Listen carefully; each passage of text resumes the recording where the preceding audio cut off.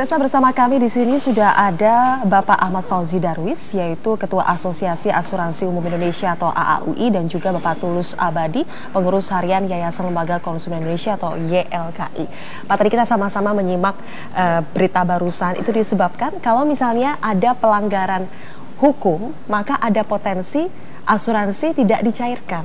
Nah, benarkah seperti itu, Pak? Silakan. Pak Ahmad dulu, silakan. Kalau kita bicara asuransi lalu penerbangan, ada dua hal yang berbeda. Pertama, ada asuransi wajib, ada asuransi terhadap fisik pesawatnya itu sendiri. Nah, kalau fisik pesawatnya itu biasanya diasuransikan ke perusahaan-perusahaan asuransi komersial. Sementara untuk penumpang itu terbagi juga dua. Ada yang wajib, ada yang opsional. Nah, kalau yang wajib sama sekali biasanya tidak mempersoalkan hal-hal yang terkait dengan pelanggaran. Karena itu logika sederhananya mengatakan kalau kita naik taksi atau naik angkutan umum kan tidak pernah menanya Bapak punya SIM apa tidak. Karena semua orang beritikat baik kalau dia menggunakan fasilitas umum, itu semuanya aspek legalitasnya itu pasti ada. Kira seperti itu. Jadi kalau kaitannya dengan penumpang dan asuransinya menjadi asuransi wajib, maka penumpang punya hak untuk menerima, tidak mempersoalkan penyebabnya. Kira Jadi ketika penumpang ini membeli tiket, dalam harga tiket itu sudah ada asuransinya. Apapun yang terjadi, misalnya kalaupun ada sesuatu yang terjadi dengan pesawat itu sendiri atau penerbangan itu sendiri, maka sudah ada kewajiban bagi pihak asuransi untuk mengklaim atau membayar mereka jika terjadi sesuatu gitu. Artinya pada saat mereka memutuskan menetapkan harga tiket, di situ sudah termasuk asuransinya. Oke. Nah, kalau YLKI, Pak Tulus, bagaimana pandangannya terhadap masalah ini? Tadi sudah kita dengarkan pernyataan juga dari ketua dari Asuransi Umum Indonesia, Asosiasi Asuransi Umum Indonesia menyatakan kalau ada kesalahan prosedur atau pelanggaran hukum yang dilakukan, asuransi bisa tidak membayar klaimnya. Ya, tadi saya kira dijelaskan oleh Pak Fauzi, itu dalam konteks hubungan dengan nasabah itu sebenarnya tetap harus dibayarkan. Kalau misalnya secara ekstrim betul dia pesawat yang ilegal, walaupun saya tidak yakin bahwa itu pesawat itu ilegal karena pesawat itu bukan angkot ya, dia bisa terbang tentu atas approval dari otoritas bandara dan bahkan untuk menggeser jam pun harus ada di Kementerian Perhubungan.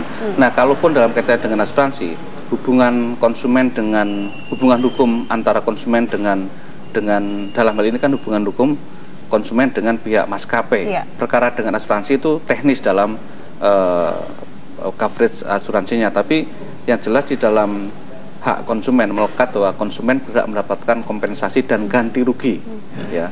Dan itu yang harus dibayar oleh maskapai. Perkara maskapai kerjasama dengan asuransi atau tidak itu terserah. Tetapi setidaknya dalam konteks pesawat itu kan ada Permenhub nomor 77 tahun 2011 di mana maskapai harus memberikan kompensasi sebesar 1,25 miliar kepada korban atau ahli waris korban kalau kemudian dia meninggal atau cacat tetap dalam penerbangan itu. Nah, itu yang harus diberikan atau menjadi tanggung jawab dari maskapai. Nah, perkara maskapai mendapatkan dari apa ya terserah. Tapi soal asuransi saya kira jelas bahwa semua penerbangan itu harus diasuransikan dalam arti asuransi wajib, termasuk penerbangan internasional. Itu mandat dari Undang-Undang Nomor 1 Tahun 2009 tentang penerbangan. Jadi tidak bisa kita terbang tanpa melekat asuransi wajib, ya. Dan itu kita sudah bayar premi yang include dengan tiket tadi.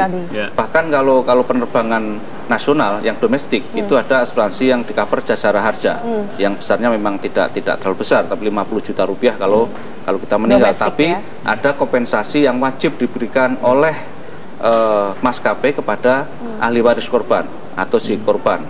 Dan bahkan kalau nanti terbukti itu ada kesalahan yang dibuat oleh maskapai, apakah itu secara kelembagaan atau secara personal, misalnya pilot atau apapun, tuntutan konsumen bisa tidak terbatas, ya, bisa melebihi dari 1,25 miliar. Itu yang harus dibayar minimal oleh pihak maskapai. Perkara mendapatkannya dari mana itu terserah.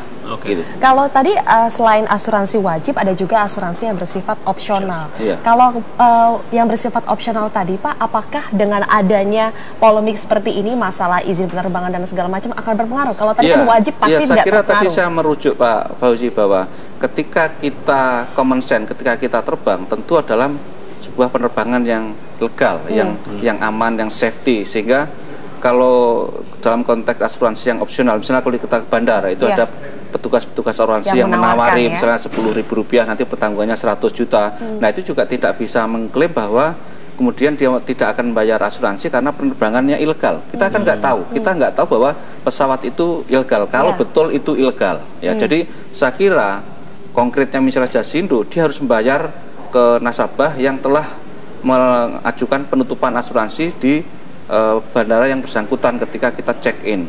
Nah, itu saya kira seperti itu. Intinya mau dia asuransi wajib, asuransi opsional, intinya pasti ini tidak akan mencabut hak-hak yang sudah dimiliki konsumen ketika mereka menaiki pesawat itu. Jadi mungkin bisa ditambahkan kalau konteksnya asuransi ke pesawat, fisik pesawat, bisa jadi pihak asuransi tidak membayarkan kepada maskapai terkait dengan asuransi pesawat. Jadi ada pengaruhnya kalau di fisik pesawat itu ya? Tapi kan sebenarnya ada dua, asuransi ke penumpangnya dan pesawat. Dan pesawatnya. Kalau pesawatnya kan opsional bagi maskapai. Kalau dia tidak mengasuransikan ya silakan, nggak masalah. Tapi kalau terjadi sesuatu dia rugi ya rugi sendiri gitu kan. Baik, nanti mungkin setelah ini kita akan bahas lebih lanjut mengenai bagaimana cara mengklaim asuransi tersebut ketika semuanya masih belum jelas seperti ini ya, masih ada investigasi bagaimana nanti cara mengklaimnya. Tapi pemirsa, setelah jeda berikut tetaplah bersama kami di 811 Show.